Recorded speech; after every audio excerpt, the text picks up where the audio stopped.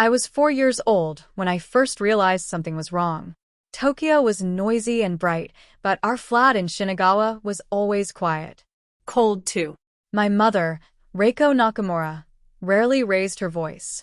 She didn't need to. Her silence was enough to freeze your heart.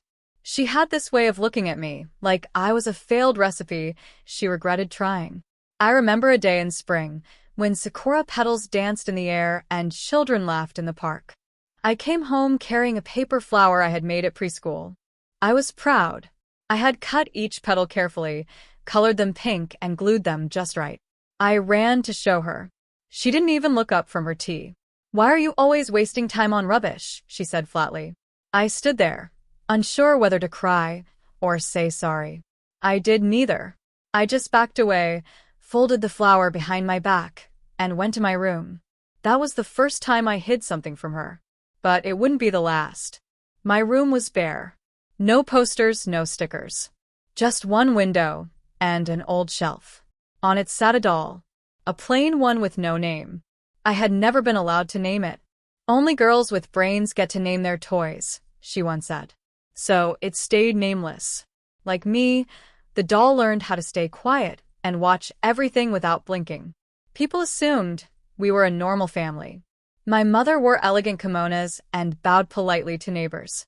She worked part-time at a design office and smiled just enough to seem pleasant. No one saw the way her words sliced through me like fine paper. My father? He left when I was 2.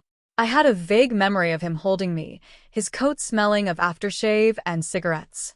Reiko never spoke of him, except to blame me for his departure. If you weren't such a burden, maybe he'd have stayed. By the time I turned 7, I believed her. At school, I tried to be invisible. I sat still, did my homework, never spoke unless spoken to. My teacher once wrote on my report, "Eri is a quiet and obedient student, but lacks confidence." I showed it to my mother. She tore the paper in half. "You're not here to win sympathy. Be better." I spent most afternoons alone, watching the Tokyo trains pass from the window. Sometimes I imagined jumping on one and never looking back. I didn't know where I'd go, but anywhere would be better than here. And yet I stayed. I always stayed. I was her daughter. I didn't know I had a choice. Until the day I saw her slap someone else. Not me. Someone else. That changed everything. It was a rainy afternoon when it happened. The sky over Tokyo had turned gray, and the streets of Shinagawa were streaked with water, like the city itself was trying to wash something away. I was 10, walking home from school with my neighbor, Mei Tanaka. She was 1 year older, loud and full of energy, the exact opposite of me. Her mom ran a bakery and always gave us extra melon pan after school. That day, Mei offered to walk me home under her bright yellow umbrella. When we reached the entrance to my building, Reiko was already waiting. She stood like a statue, arms folded, eyes cold. I hadn't told her Mei would walk with me. I should have known better. "Who is this?" she asked sharply. "This is Mei," I said, voice low. She helped me with my maths. Reiko nodded once. Too calm. Mei smiled, bowing politely like all children in Tokyo were taught to do. Then Reiko did something that made my stomach twist. She slapped Mei. It wasn't hard, but it was enough. Mei staggered back, umbrella slipping from her hand. Rain soaked her hair instantly. "Don't meddle in my family," Reiko hissed. "This one doesn't need friends." I froze. My legs were lead. My mouth stayed shut. Mei's eyes were wide with confusion and pain. She didn't cry. She just picked up her umbrella and ran. That was the day someone else saw it. That night, I couldn't sleep. I stared at the ceiling, counting the shadows the neon lights cast through my window. My heart thudded, not from fear, but from shame. I had let her do it. I had let her touch Mei. The next morning, Reiko acted like nothing happened. She made miso soup and told me to drink quickly, or I'd be late. Her voice was calm, her eyes empty, like the slap had never happened. At school, Mei didn't talk to me. I saw her whispering with a teacher, pointing in my direction. Later, I was called to the staff room. "Is everything all right at home, Eri?" asked Miss Fujimoto gently. I nodded. Are you sure? I nodded again. The school called Reiko. That night, she didn't speak. She didn't shout. She simply stood over me while I tried to eat my rice, then leaned down close enough for me to smell her lavender perfume. You think anyone will save you? She whispered. Go ahead. Try. She smiled as she walked away. From then on, May avoided me. Teachers watched me differently. Not with concern, but pity. I hated it. But for the first time, I wondered if maybe someone could save me. Or maybe I could save myself. The idea stayed in the back of my mind, small and fragile, like a candle in the wind, until someone else lit the fire. It was during lunch break, about 3 weeks after the slap, when I first saw him. I often escaped to the rooftop of our school building. Most students weren't allowed up there, but the lock was broken, and no one bothered fixing it. It became my silent world above the noise, a place where the city hummed below, and the sky felt like it was mine alone. That day, someone was already there. A boy sat cross-legged near the edge, eyes fixed on the skyline. He didn't flinch when I opened the door. Just turned and nodded. You're Eri Nakamura, right? He said. I hesitated. Yes. I'm Haru Sato, Class 5C, May's cousin. I stiffened. My grip on the metal railing tightened. I didn't mean for her to get hurt, I whispered. I know. She told me everything. You didn't do anything wrong. That was the first time anyone had said that to me. My heart didn't know how to accept it. He turned his face to the wind, dark hair lifting slightly. My uncle is a lawyer. May's mom wanted to report it, but your mom threatened her. I looked away, ashamed. She always finds a way, I muttered. Haru shrugged. Then maybe someone needs to find her way. Break it. I stared at him. He wasn't like other kids. He didn't ask questions out of pity or stare at me like I was broken. He spoke like he saw me. What would you know about it? I said, almost angry. My dad used to hit my mom. She stayed for 10 years. One day, she packed our things, and we never went back. I didn't respond. The silence between us wasn't awkward. It was full of unspoken understanding. He stood up, dusted his trousers, and said, When you're ready, come back here. I've got ideas. Ideas. As if there could be any idea strong enough to fight my mother. That night, I couldn't stop thinking about it. About the boy who looked at the sky like he could climb it. About the word ready. Was I ready? I opened my drawer and took out the nameless doll. I stared into its stitched eyes. For the first time, I whispered a name. Kiko. It meant hope. And hope, I was beginning to learn, was a dangerous thing in the Nakamura household. The weeks that followed were a strange balance of fear and curiosity. I kept returning to the rooftop. And Haru was always there, waiting with his messy sketchbooks and odd theories about escaping lives we never chose. He told stories of real people who had left abusive homes, teenagers who had found shelters, or confided in teachers who actually cared. But in my world, things weren't as simple. At home, Reiko was sharpening her control. It was like she sensed something was shifting. She made stricter rules. I wasn't allowed to walk home alone anymore. She checked my school bag every evening and inspected my notebooks for anything suspicious. You're sneaking around, she said one night, her voice soft but slicing. You think I don't see it in your eyes? I shook my head, quickly. Too quickly. Slap. You lie with your face, not your mouth, she murmured, wiping her palm on a kitchen towel like I was something sticky she couldn't wash off. I locked myself in the bathroom and cried silently into the towel rack, careful not to let my sobs echo. The next day, Haru passed me a note folded inside a paper crane. You need evidence. No one listens until they see blood on paper. Evidence. I didn't know how, but the thought haunted me. I began to keep a secret notebook, writing everything down. Dates, words, bruises. The way Reiko pinched the back of my arm in the market when I dropped her change. The times she made me kneel on the wooden floor for an hour after I forgot to dust her bookshelves. It all went into the notebook, hidden behind the heater in my room. One night, she found it. She didn't read it. She didn't even open the cover. She just stood there, holding it between her thumb and forefinger like it was a dead insect. What's this? My heart stopped. It's for school, I stammered. A story project. She smiled. A slow, poisonous smile. Then you won't mind starting again. She threw it into the fireplace. I watched months of quiet rebellion curl into ash. But something strange happened. I didn't cry. I didn't even move. That was when I realized she was afraid. Not of me, but of the truth I was starting to name. Later that week, Haru gave me a cheap voice recorder hidden inside a pink keychain. Start again, he said. Only this time, use your voice. For the first time in my life, I felt like I had won. And Reiko, she was about to hear it.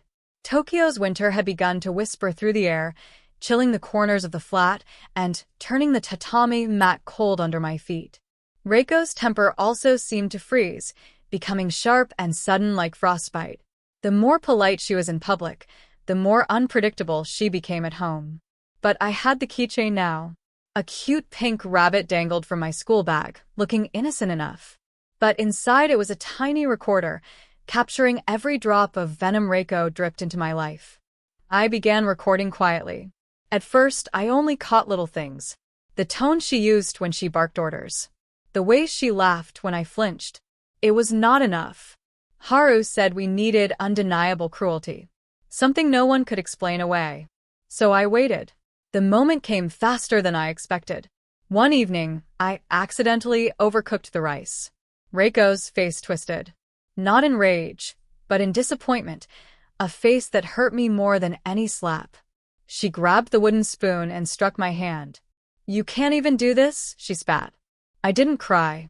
I didn't even blink. I knew the recorder was running. Her voice, her anger, the sharp crack of wood on skin, it was all being captured. She locked me in my room for the rest of the night. I stared out the window, Tokyo glowing like a restless dream.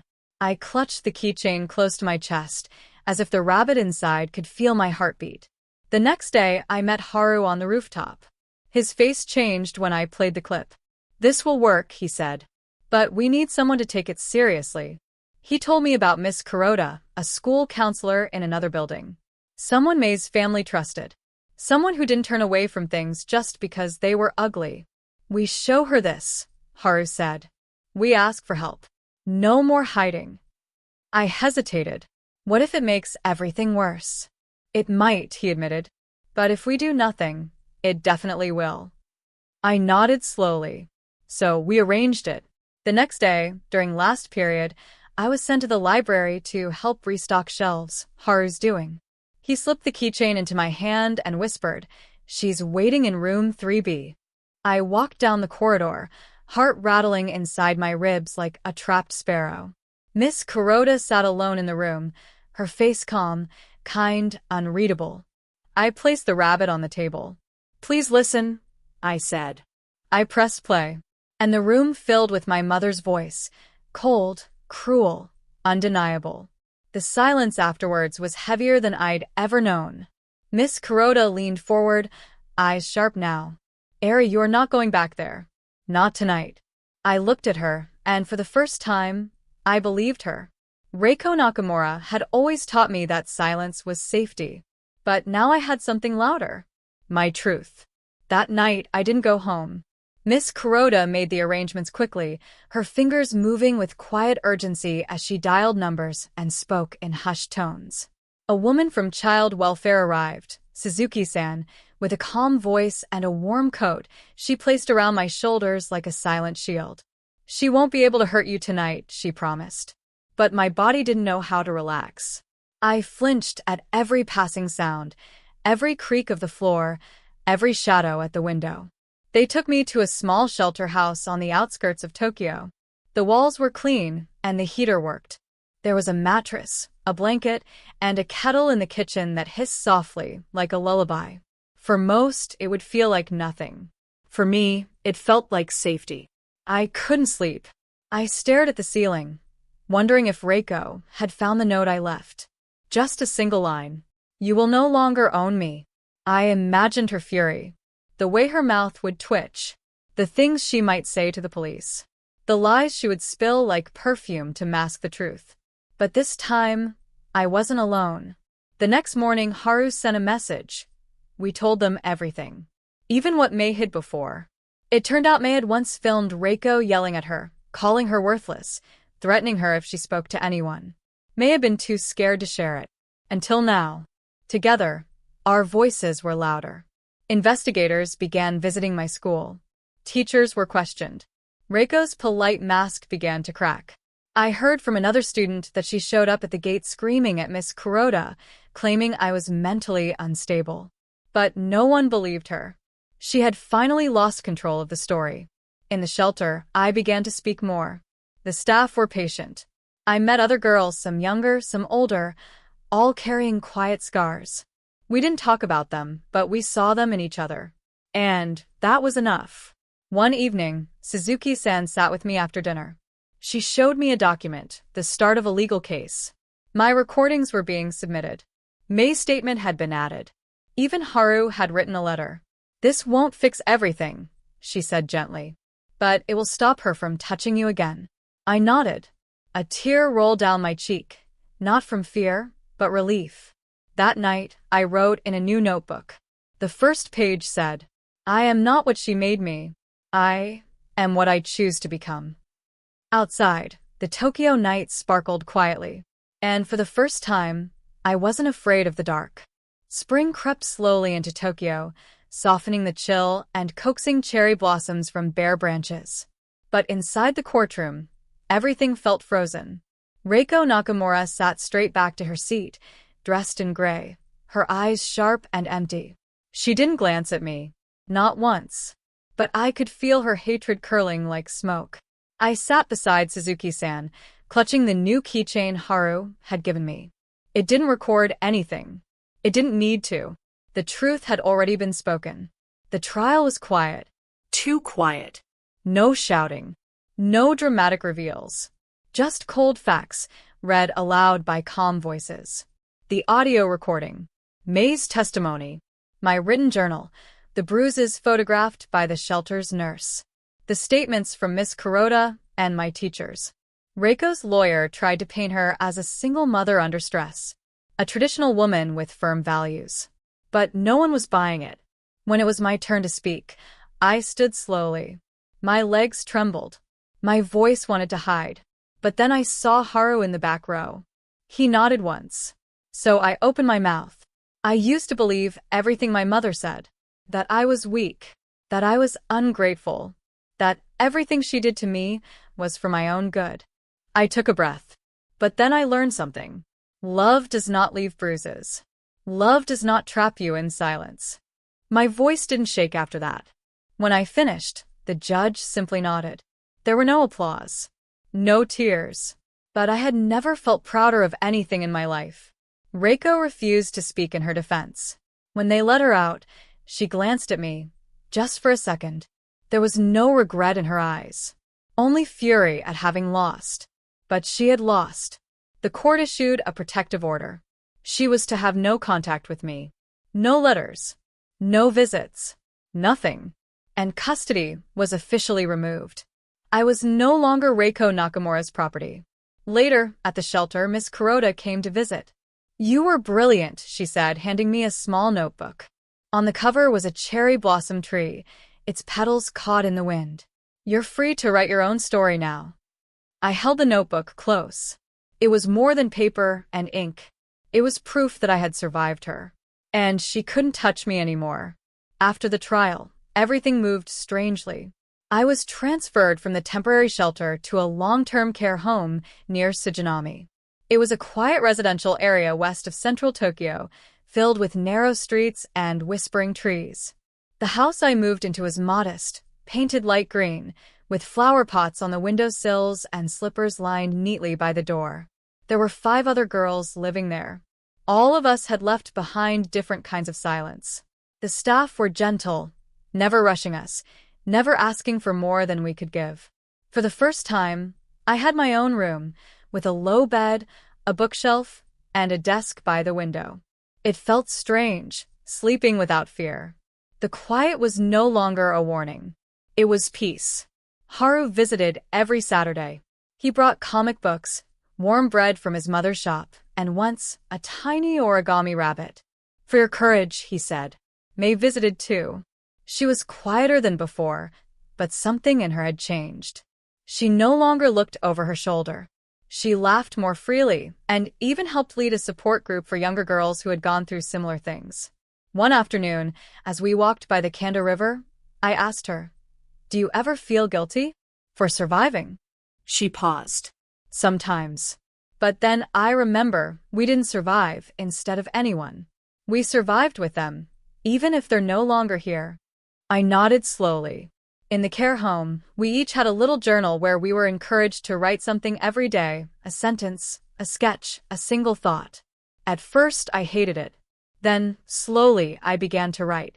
I wrote about the time Reiko cut my hair as punishment, and how Haru once gave me a ribbon to hide the jagged ends. I wrote about the taste of cold rice and the warmth of Miss Kuroda's tea. I wrote about the way Tokyo looked at night from the rooftop, glittering like it was full of secrets. And one day I wrote this: "I am not the pain she gave me. I am the freedom I found after." Months passed. Spring turned to summer. The flowers bloomed and wilted. I learned to laugh again, cautiously but honestly. The staff began preparing me for independence. They said I was strong enough, ready enough. I wasn't sure, but I trusted their belief more than my own. On my 16th birthday, May gave me a wrapped box. Inside was a new school uniform. "I pulled some strings," she said with a grin. "You're going to Marigawa High. With us." I stared at the fabric in my hands. It wasn't just a uniform. It was a doorway. I was no longer a girl trapped in her mother's shadow. I was a student, a writer, a survivor. I was someone new. Starting at Marigawa High was harder than I imagined. The other students whispered when I walked by, eyes full of curiosity or pity. I wore my uniform like armor, hiding the scars beneath. Teachers were kind, but I felt like I was walking on thin ice. One wrong step, and everything could shatter. Haru was by my side as always, helping with homework and reminding me to breathe when the memories crept back. One day, during art class, we were asked to draw something that represented strength. I hesitated, then sketched a small rabbit with a cracked shell, still standing tall. The teacher smiled softly. "Strength comes from healing, not hiding," she said. I carried that lesson with me every day. Outside school, life was still complicated. Reiko tried calling my phone once. The number was blocked immediately. Her letters were intercepted by the shelter staff and never reached me. I realized she was fighting a battle she had already lost. At home, the girls and I formed a small family. May's quiet wisdom, Haru's steady support, and the staff's gentle guidance built a safety net that caught me when I stumbled. I began to speak at support groups, sharing my story in a soft voice that grew stronger with each telling. I wasn't just surviving anymore. I was living. The years that followed felt like a slow sunrise. Each day brought new challenges, but also new hope. I finished high school with honors. I joined a writing club where my stories were met with smiles and encouragement. My words, once trapped inside, finally had a voice. Haru and May stood by me through it all. We made plans, university, travels, dreams too big to fit inside our small Tokyo homes. One spring morning, standing beneath a cherry blossom tree, I felt something I had never felt before. Peace. Not the quiet fear that had shadowed my childhood, but a calm strength. A certainty that I was more than the pain inflicted on me. I opened the notebook Miss Kuroda had given me years ago. The pages were filled with my journey. The darkness and the light, the fear and the courage. I wrote one last line. I am no longer a prisoner of my past. I am the author of my future. The cherry blossoms drifted down around me like soft promises. And for the first time, I truly believed them.